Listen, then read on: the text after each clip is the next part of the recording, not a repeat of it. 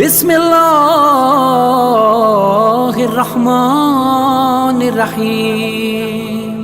کہ آج ایک نماز کا تذکرہ ہے، اور وہ نماز بیان کرنے سے پہلے میں آپ سے سوال کرنا چاہوں گا. کوئی ایسی نماز تلاش کرتے ہیں میں اور آپ مل کر کہ جس نماز کے پڑھنے کی برکت سے خدا موت کو آسان کر دیتا ہو، خدا توبہ قبول کر لیتا ہو، خدا کی بارگاہ میں عمل مقبول ہو جاتے ہوں، خدا مجھے مغفرت کے تحفے عطا کر دیتا ہو.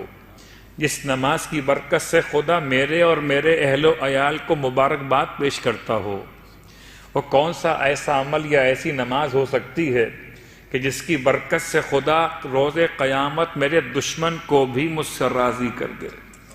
وہ کون سی ایسی نماز اور دعا ممکن ہو سکتی ہے جس کی برکت سے خدا میرے لیے دنیا اور آخرت کی روزی میں کشادگی پیدا کر دنیا اور آخرت کی روزی میں کشادگی پیدا کر دے؟ وہ کون سی نماز یا دعا ہو سکتی ہے جس کی برکت سے خدا میرے والدین کو بھی بخش دے اور ذریت کو بھی بخش دے؟ ناظرین، اگر آپ ہمارے انڈیپینڈنٹ ڈیجیٹل پلیٹ فارم کو سپورٹ کرنا چاہتے ہیں تو لائک کیجئے، سبسکرائب کیجئے اور کامنٹس میں ضرور پارٹیسپیٹ کیجئے، کیونکہ اس سے ہمیں آگے بڑھنے میں مدد ملے گی.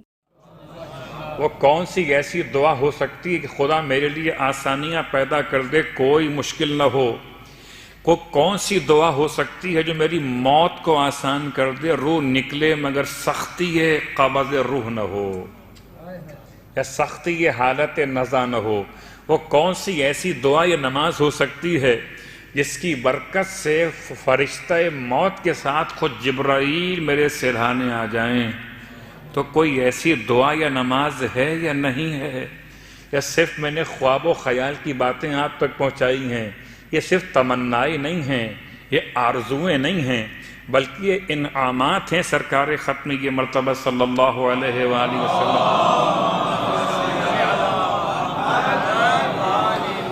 میں نے طریقہ بدل دیا، ثواب پہلے بیان کیا ہے اور نماز کو بعد میں بیان کر رہا ہوں کہ بڑا فرق پڑ جاتا ہے. جیسے مارکیٹنگ ہوتی ہے، دوا بعد میں دکھاتے ہیں، دوا کے فائدے پہلے بتاتے ہیں. لوگ مجھ سے پوچھتے ہیں مولانا اس کے پڑھنے کا ثواب کیا؟ ثواب پہلے سن لیجئے، نماز بعد میں سنیے. اب آپ کے ذہن متوجہ ہو گئے. قسم بخدا اگر اتنی 10 چیزوں کے لیے، 10 باتوں کے لیے جو بیان کی گئی ابھی تک، ان باتوں کے لیے میں آپ سے کہوں کہ آپ نے ایک پورا قرآن پڑھنا ہوگا، آپ تیار ہو جائیں گے.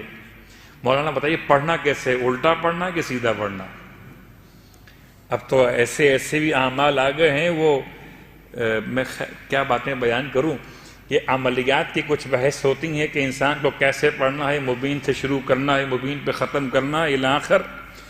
تو اگر میں آپ سے کہوں کہ ان 10 باتوں کے لیے آپ کو 10 درہم خرچ کرنے پڑیں گے تو آپ کہیں مولانا بسم اللہ 10 تو بہت کم ہے، ہم 20 بھی خرچ کر دیں گے.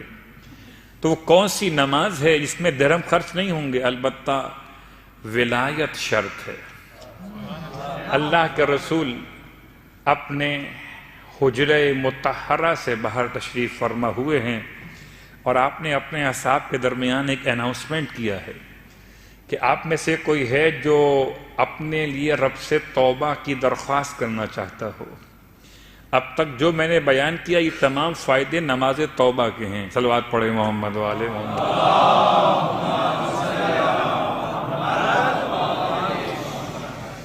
بہت ڈیپ میں جانے کے لیے تو پھر الگ الگ بحث کرنی پڑتی ہے. نماز عف، تو یہ عف کیا ہے؟ معافی. نماز استغفار الگ نماز ہے، وہ کیا ہے؟ یہ نماز توبہ ہے. توبہ اور ہے، استغفار اور ہے، عف اور ہے. البتہ اردو زبان کی کوتاہی الفاظ کا مسئلہ ہے، اس کے دامن میں الفاظ نہیں ہیں، اس لیے اردو زبان میں تینوں کو کہتے ہیں کہ توبہ کی نماز. استغفار بھی توبہ، توبہ بھی توبہ، اور عف بھی توبہ. حالانکہ عف وہ نماز ہے کہ اگر انسان کو عبادت خدا میں ذائقہ کم محسوس ہو، عبادت میں سستی پیدا ہونے لگے تو اسے وہ نماز پڑھنی چاہیے. نماز استغفار وہ نماز ہے جو خدا سے مغفرت طلب کرنے کا پہلا عنوان ہے.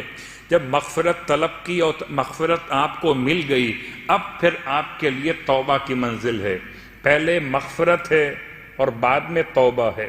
مغفرت دور سے بھی ہو سکتی ہے توبہ مگر خدا سے قریب آ کر ہی ملتی ہے. اسی لیے آپ ترتیب دیکھتے ہیں، استغفر اللہ ربی من کل ذنب واتوب الیہ، اتوب الیہ بعد میں ہے، استغفر اللہ ربی پہلے ہے، استغفار پہلے ہے، توبہ بعد میں ہے، استغفار میں ندامت ہے، استغفار میں آئندہ نہ کرنے کا ارادہ ہے، استغفار میں انسان کے لیے جو کر دیا اس پہ شرمندگی، اور پھر استغفار کے بعد پھر وہ توبہ کی کیفیت۔ توبہ کی 3 قسمیں ہیں، ایک توبہ اوپر سے نیچے آتی ہے، ایک توبہ نیچے سے اوپر جاتی ہے، اور ایک توبہ پھر اوپر سے نیچے آتی ہے۔ خدا توفیق توبہ عطا کرتا ہے، یہ پہلا نزول ہے، پھر انسان توبہ کرتا ہے، یہ دوسرا صعود ہے، پھر خدا توبہ قبول کرتا ہے، یہ پھر تیسرا نزول۔ صلوات پڑھیں محمد و علیہ وسلم۔ تو توبہ یک طرفہ مسئلہ نہیں ہے، ہو سکتا ہے استغفار یک طرفہ مسئلہ ہو، استغفر اللہ ربی واتوب الیہ، لیکن یہ غیر معصومین کی بات ہو رہی ہے، معصومین کی بارگاہ مقدس کی بات نہیں ہو رہی۔ معصومین کا استغفار کرنا کس معنی میں وہ الگ موضوع ہے، میں اپنی اور آپ کی بات کر رہا۔ استغفار کے بعد توبہ، نماز توبہ۔ اللہ کے رسول فرماتے ہیں تم میں سے کون ہے جو خدا سے توبہ کرنا چاہتا ہو؟ تو بھلا کون سا ایسا شخص ہے جو کہے گا میں خدا سے توبہ نہیں کرنا چاہتا؟ نماز توبہ اللہ کے رسول نے بیان کی غسل توبہ کے ساتھ، گرچہ الفاظ روایت میں غسل لکھا ہوا ہے لیکن بات سمجھ میں جو قرائن سے آتی ہے توبہ۔ ویسے بھی جب بھی کبھی آپ غسل جمعہ کیجئے، غسل عیدین کیجئے، غسل شب ہائے قدر کیجئے، یا دیگر اغسال یعنی کہ غسل جو مستحب یا واجب ہوتے ہیں ان کو انجام دیجئے۔ طریقہ آپ کو معلوم ہے، سر اور گردن کا دھونا، بدن کے دائیں حصے کا 1 مرتبہ اور بائیں حصے کا 1 مرتبہ دھونا، یہ مکمل دھونا یہ کہلاتا ہے غسل ترتیبی۔ آپ اس طرح جب غسل کو مکمل کرتے ہیں تو پھر نیت کبھی کرتے ہیں جمعے کی، کبھی عیدین کی، کبھی اور مناسبتوں کے اعتبار سے واجب ہو یا غیر واجب، اس میں نیت ایڈ کر لیجئے ہمیشہ کے لیے۔ جب بھی کوئی غسل کریں، غسل مستحب ہو یا غسل واجب ہو، اس میں نیت ایڈ کر لیجئے اپنے اس آج کی مجلس کے بعد سے، اگر نہیں کی اب تک، کہ میں غسل توبہ، غسل جمعہ، غسل توبہ، غسل جنابت، غسل توبہ، غسل شب قدر، غسل توبہ، غسل منت و نظر، غسل توبہ، غسل احرام مثلا الاخر قربتاً الی اللہ۔ اپنے ہر غسل کے ساتھ ایک نیت کو ایڈ کر لیجئے۔ فقہی اعتبار سے کوئی اس میں مسئلہ نہیں ہے، آپ ایسا کرنے پر قادر ہیں، یعنی شرعاً آپ کو اس کی اجازت ہے کہ آپ واجب یا مستحب غسل کے ساتھ ایک نیت کو اور ایڈ کر سکتے ہیں۔ تو سرکار ختم یہ مرتبہ صلی اللہ علیہ وآلہ وسلم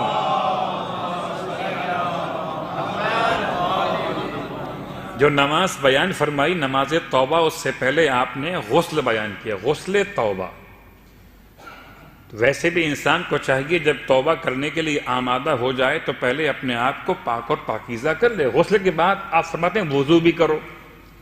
اس کا مطلب یہ روایت اس غسل کے بارے میں ہے جہاں غسل کفایت نہیں کر رہا وضو کی، یا کبھی کبھی ایسا ہو سکتا ہے کہ روایت کا جو مطمع نگاہ ہو یہ ہو کہ طہارت کاملہ منعقد کی جائے، تو غسل بھی کیا جائے اور وضو بھی کر لیا جائے۔